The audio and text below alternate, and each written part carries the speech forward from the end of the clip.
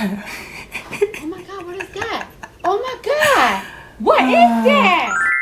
By now, if you were like me, you're reaching a point where like Barbie fever, Barbie overdose, no idea where it begins or ends. And so before the movie drops, which I'm assuming is going to be some kind of like climactic Barbie pandemonium, I wanted to dig into why this and this make so much sense as the chosen classic Barbie looks, the overlap that they have with fashion history, World War II, science and technology, Hollywood, Florida orange juice, it all fits together. Really, this is me trying to do like a Miranda Priestley thing where I take you to the inner workings of society and show you that fashion is more than just a pile of stuff. Okay, I see. You think this has nothing to do with you.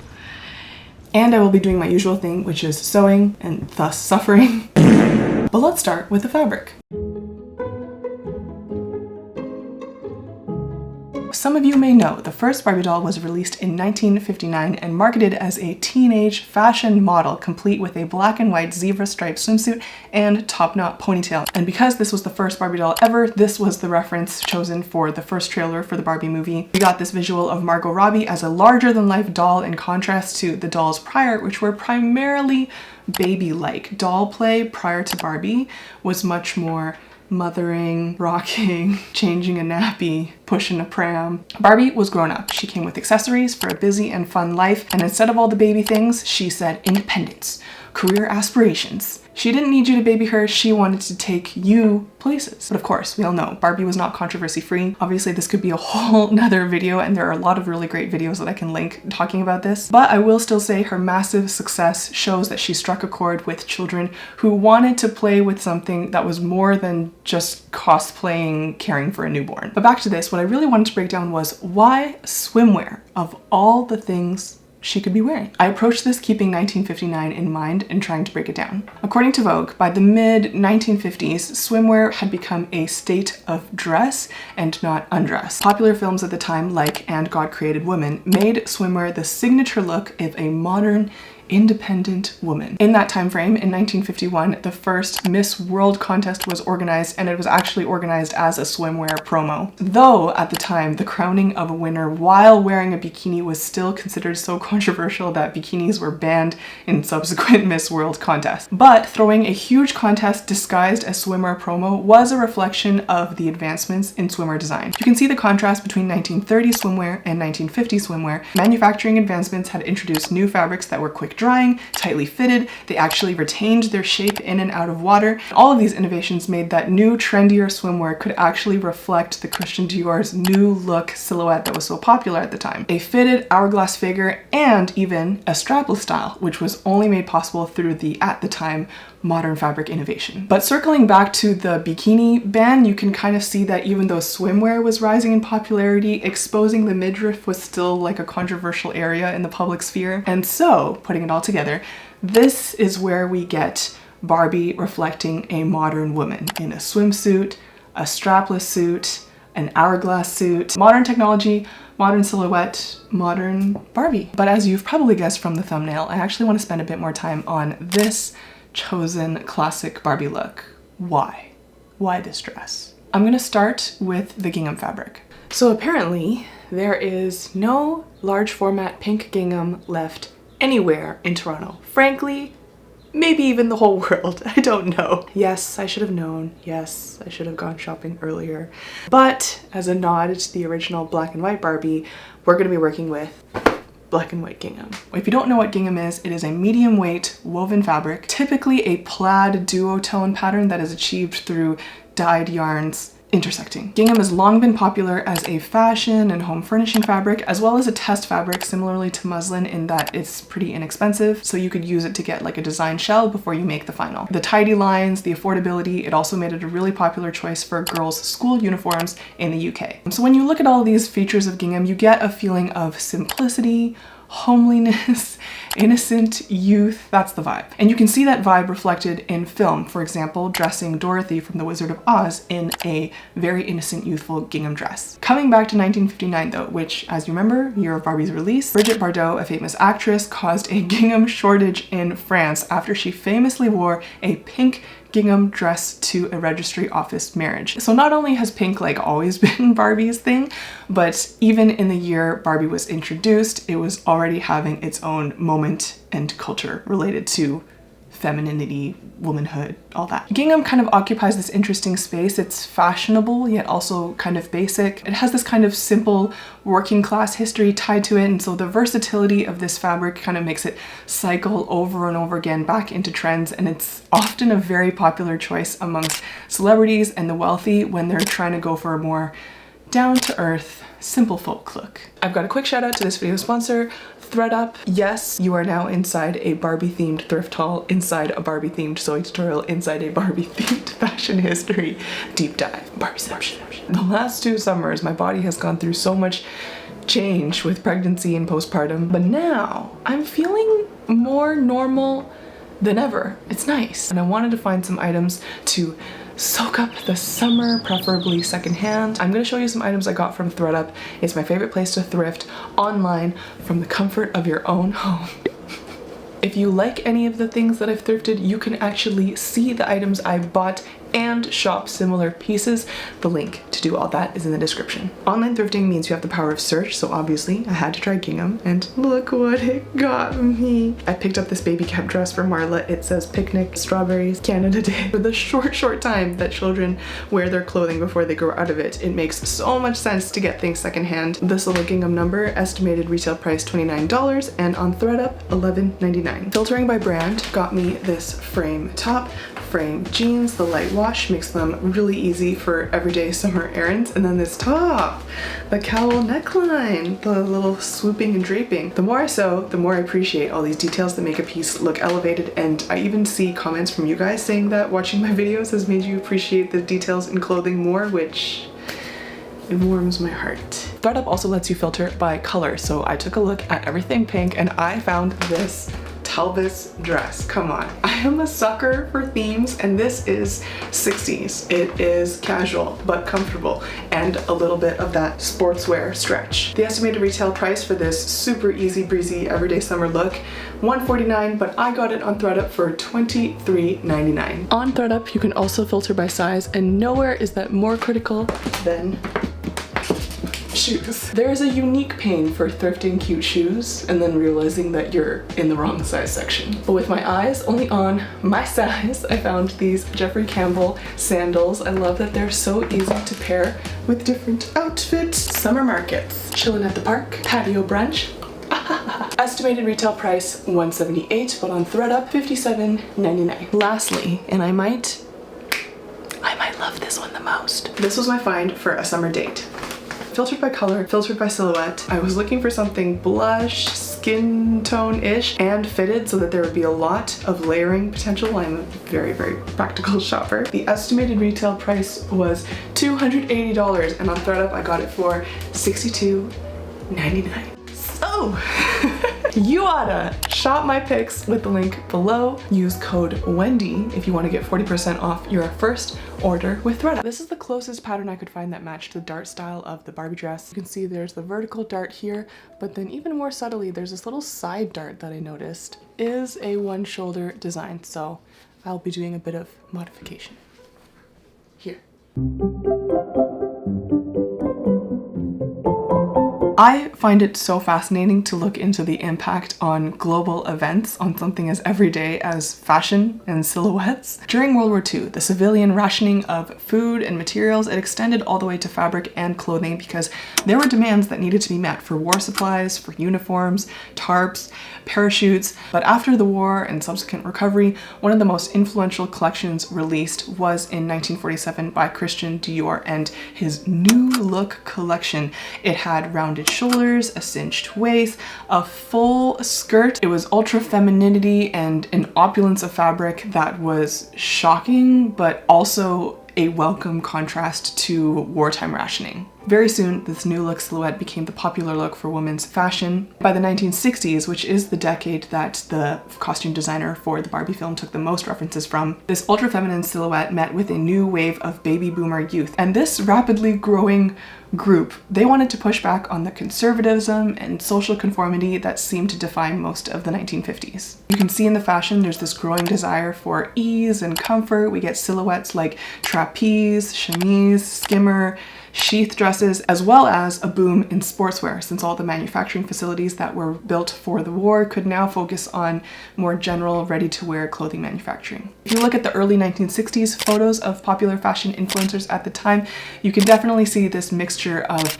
femininity, comfort, and sportswear in fashion icons like Jackie Kennedy, Audrey Hepburn, Marilyn Monroe, Brigitte Bardot, Jean Shrimpton. And so this beach Barbie gingham silhouette makes a lot of sense. I'm really feeling the weight of difficulty when it comes to sewing with ginghams.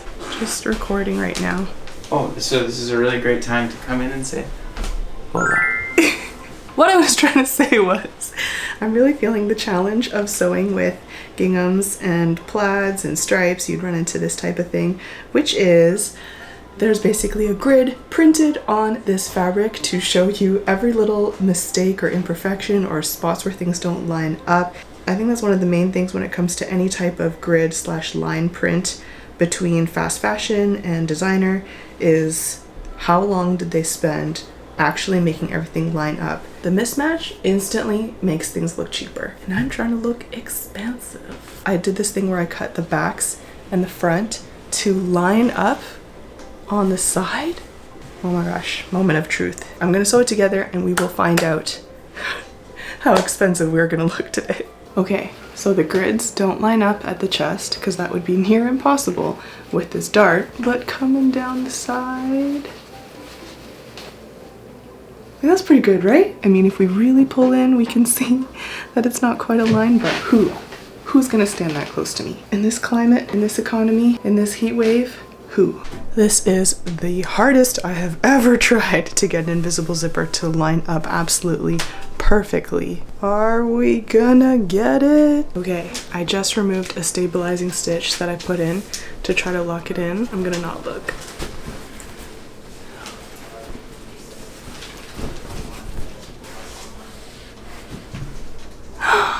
Okay, that's pretty aligned. That was just a basting stitch on this zipper. As you can see, it's nowhere near invisible. Now I'm gonna do a second stitch that's just gonna really lock it in.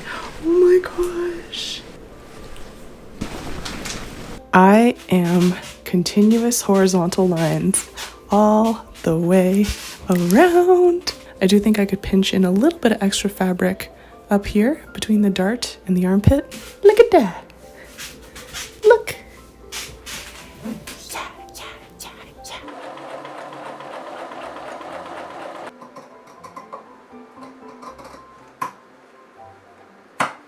I want to zoom in beyond the fabric choice, beyond the silhouette, and get down to small details like why spaghetti strap? This probably goes without saying, but spaghetti straps and their lack of conservatism have long been associated with female rebellion. They first appeared in the 1920s in contrast to the conservative Victorian era, and they were popularized by young flappers as a relaxed yet sexy look. It's made its way into wedding and formal wear, and it took on a more glamorous flavor through the help of Hollywood stars like Marilyn Monroe and Audrey Hepburn. By the 1960s, I mentioned already the pushback on social conformity, conservatism, and so once again, the spaghetti strap makes total sense. One little side note is that the 90s was also a really big decade for the spaghetti strap. Popular in the 90s were things like Kate Moss and the thinness, the minimalism, the casual chic style. And since the 90s are so popular right now, it kind of just feels like a great choice to reflect the 60s, but also reflect modern times for the signature dress to have spaghetti straps. A shell, a lining, strap, putting it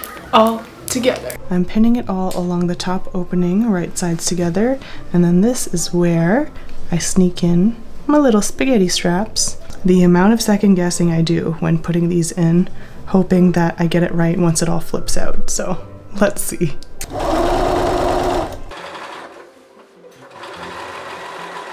I got it on. When ready to wear, you'll see these little strap adjusters, and that's just to make it easier for them to sell it to you. But the downside is it does kind of I don't know, it's just kind of in the way, like an accessory that no one asked for. This is what I always do, which is attach the straps in the front, figure out where and how long I would like them to be inserted in the back. And then I just have to undo a little bit of stitching to put it in, but it's a trade-off that works out. Also not seen is like seriously how much I'm sweating. Leticia and I are like dying in this hot room. Literally so hot outside that when the rain starts, it steams for the fashion. That's where the strap is going.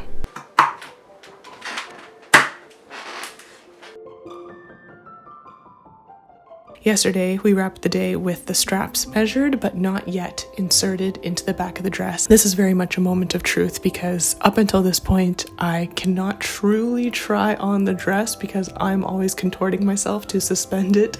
And after this step, it can now suspend itself on my shoulders. And so we will see if there are any real problems.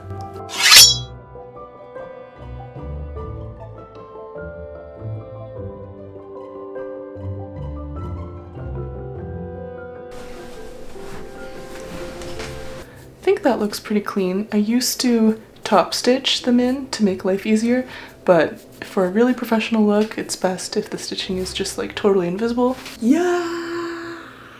What you didn't see is that I actually already tried this on earlier, and I had taken in way too much fabric on the sides. I was like crushing my chest. So not shown was me actually undoing a whole bunch of stitching and opening up both of these side seams and re-understitching.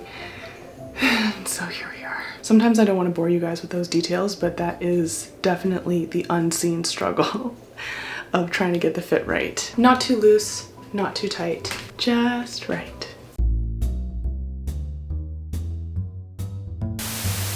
Good afternoon, Agent. The dress you are looking at requires a bagged hem. Your mission, should you choose to accept it, enter via a side opening, hem and understitch the dress from the inside and close the opening, leaving no trace. This tape will self-destruct in 5 seconds. Good luck, Agent. I did it! All smooth, no top stitching, on the inside and understitch, pressed, hidden away. We're adding a skirt. It's a full box pleat. Leticia helped me put all these in, and honestly I don't know what to tell you other than we had to use a skirt calculator, so I will link that in the description. And a zipper. Let's go. While I try to make my detachable matching skirt dreams happen, I'm gonna get into why the Signature Barbie look has a big box pleat skirt.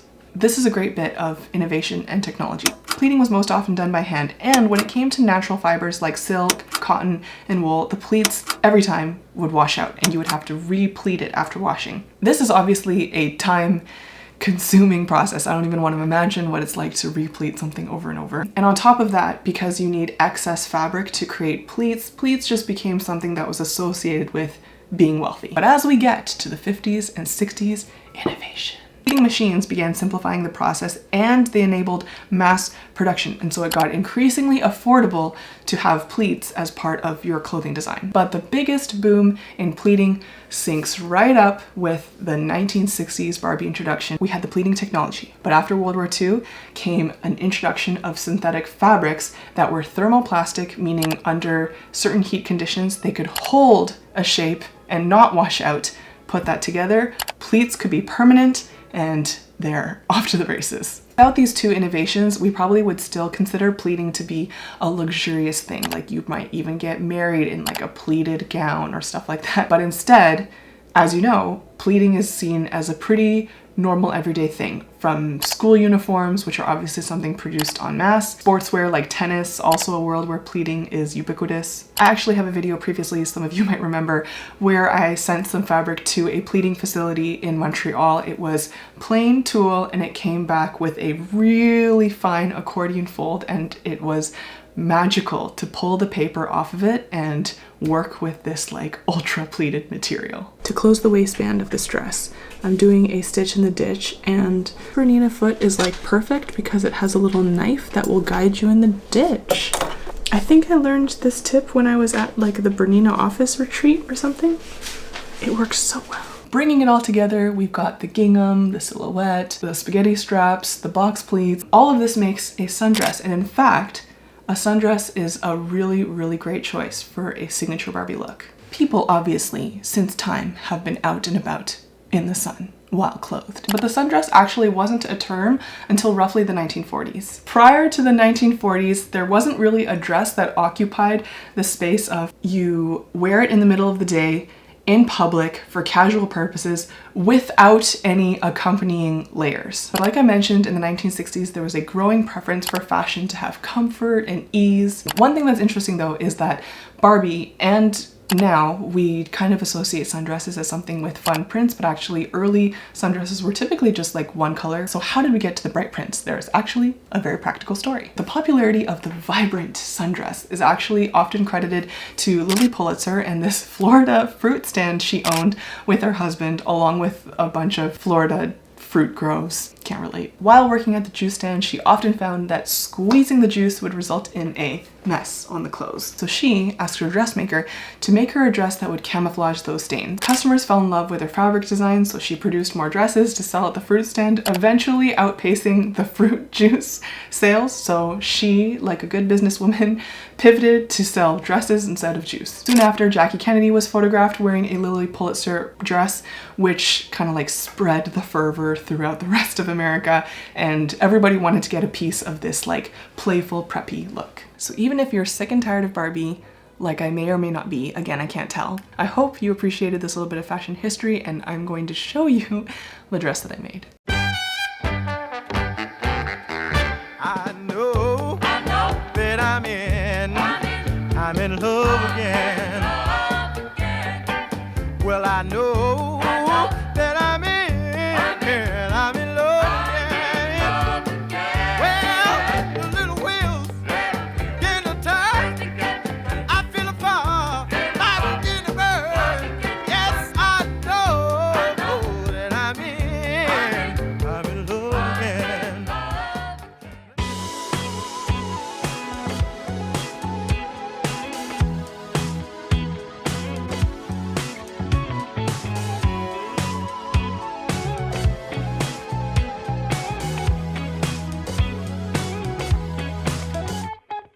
I tried my best to draw the connections clearly between fashion history and what Barbie's wearing. If there's any fun facts I missed or things that I might have over or underemphasized, I would love to hear about it in the comments. Don't forget to shop my ThredUp pics with the link below and use code Wendy to get 40% off your first order. Thank you guys so much for watching, and see you in the next one.